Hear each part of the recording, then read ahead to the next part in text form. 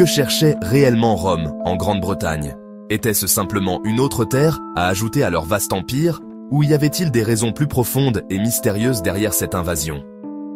Les historiens se sont longtemps interrogés sur les véritables motivations des Romains. Était-ce la richesse des ressources naturelles de l'île, ou peut-être les récits fascinants des marchands et explorateurs qui avaient déjà visité ces terres lointaines? Était-ce la soif insatiable de conquête de l'Empire? L'Empire romain, connu pour son expansion agressive, voyait-il en Grande-Bretagne une nouvelle frontière à franchir, un nouveau défi à relever?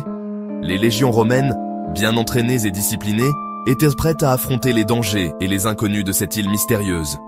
Mais au-delà de la conquête, il y avait peut-être un désir plus profond de comprendre et de dominer une terre enveloppée de mystères. Ou bien un désir de percer les mystères d'une île enveloppée de légendes.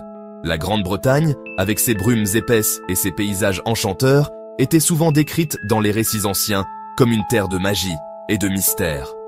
Les Romains étaient-ils attirés par ces histoires de créatures mythiques et de puissants druides? Les légendes parlèrent de trésors cachés et de pouvoirs surnaturels, des éléments qui auraient pu intriguer et fasciner même les esprits les plus rationnels de Rome. Embarquez avec moi pour un voyage dans le temps, à la découverte de l'invasion romaine de la Grande-Bretagne. Nous allons remonter le temps et revivre les moments clés de cette période historique. Imaginez les navires romains approchant des côtes britanniques, les soldats débarquant sur des plages inconnues, prêts à affronter les tribus celtes.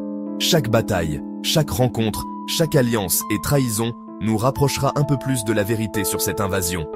Nous allons explorer les faits historiques, mais aussi les mythes et légendes qui nourrissent cette période fascinante.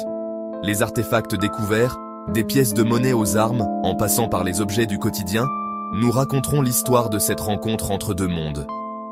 Les récits des anciens, transmis de génération en génération, nous offriront un aperçu des croyances et des peurs qui animaient dans les peuples de l'époque.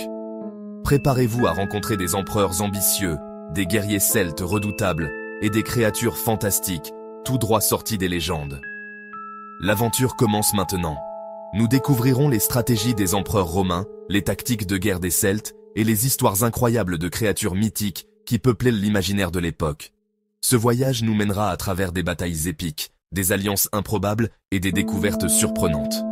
Alors, préparez-vous à plonger dans l'histoire et à explorer les mystères de la Grande-Bretagne romaine.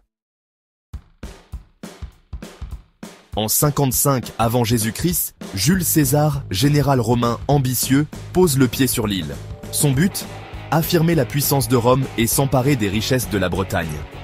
Face à lui, des tribus celtes divisées, mais farouches. Les premiers combats sont violents. Les Romains, avec leur discipline et leur technologie militaire supérieure, remportent des victoires. Mais la résistance celte est tenace. César repart sans avoir soumis l'île, laissant derrière lui une promesse de conquête. Près d'un siècle plus tard, l'empereur Claude relance l'invasion.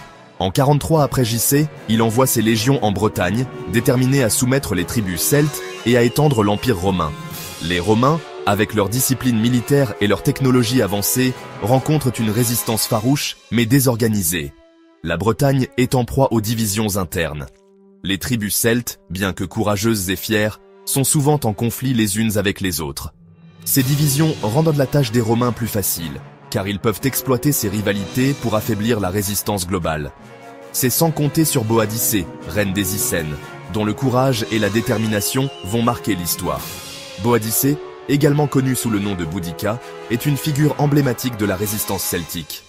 Elle est décrite comme une femme de grande stature, avec une voix puissante et des yeux perçants, capable d'inspirer ses guerriers par sa seule présence. Humiliée par les Romains, Boadicée soulève les tribus celtes. Après la mort de son mari, le roi Prasutagus, les Romains tentent de s'emparer des terres des Icènes et de réduire Boadicée et ses filles en esclavage. Cette trahison et cette brutalité déclenchent la colère de Boadicée, qui décide de se venger. Sa fureur est un raz-de-marée. Elle parvient à unir plusieurs tribus celtes sous sa bannière, formant une armée redoutable. Ensemble, ils lancent une série d'attaques dévastatrices contre les colonies romaines. Les guerriers celtes, animés par un désir de vengeance et de liberté, combattent avec une férocité inégalée. Les villes romaines de Camulodunum, Londinium et Verulamium sont incendiées. Les forces de Boadicée ne montrent aucune pitié. détruisant tout sur leur passage. Les bâtiments sont réduits en cendres, et les habitants romains sont massacrés.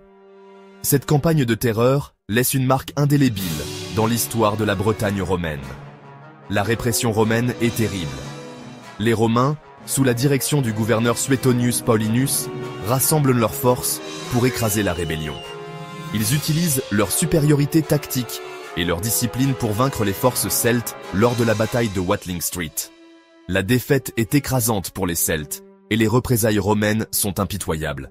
Boadicée, préférant la mort à la captivité, s'empoisonne. Plutôt que de se rendre aux Romains et de subir l'humiliation de la capture, Boadicée choisit de mettre fin à ses jours.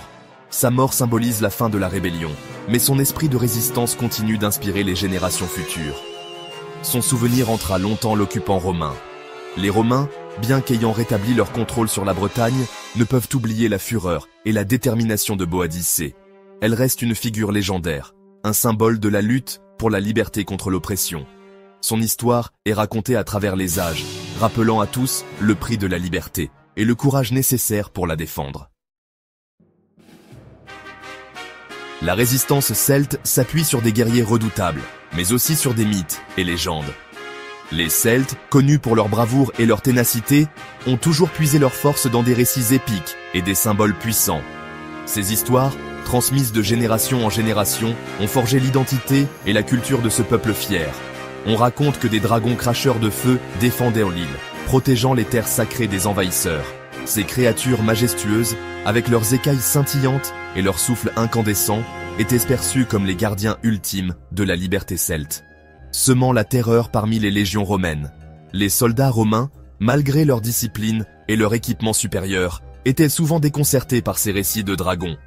La peur de l'inconnu et des forces surnaturelles jouaient un rôle crucial dans les batailles psychologiques entre les deux peuples. Ces créatures mythiques, symboles de la force et de la résistance, étaient omniprésentes dans l'art et la culture celte. Les dragons apparaissaient dans les sculptures, les bijoux et même les armes, rappelant constamment aux guerriers leur devoir sacré de protéger leur terre. Nourrissent l'imaginaire et galvanisent les combattants celtes. Les récits de dragons et de héros légendaires insufflaient courage et détermination aux guerriers, les poussant à se battre avec une ferveur inégalée. Chaque bataille était non seulement un combat pour la survie, mais aussi une quête pour honorer les anciens et les esprits protecteurs. Si les dragons n'ont pas arrêté les légions romaines, leur légende a laissé une empreinte indélébile dans l'histoire. Les récits de ces créatures fantastiques ont traversé les âges, inspirant non seulement les Celtes, mais aussi d'autres cultures à travers le monde. Ils témoignent de la puissance des mythes et de leur importance dans la résistance face à l'envahisseur. Les mythes celtes, avec leurs dragons et héros, ont montré que la véritable force réside non seulement dans les armes, mais aussi dans l'esprit et le cœur des combattants. Ces légendes continuèrent de vivre, rappelant à tous l'importance de la culture et de l'héritage dans la lutte pour la liberté.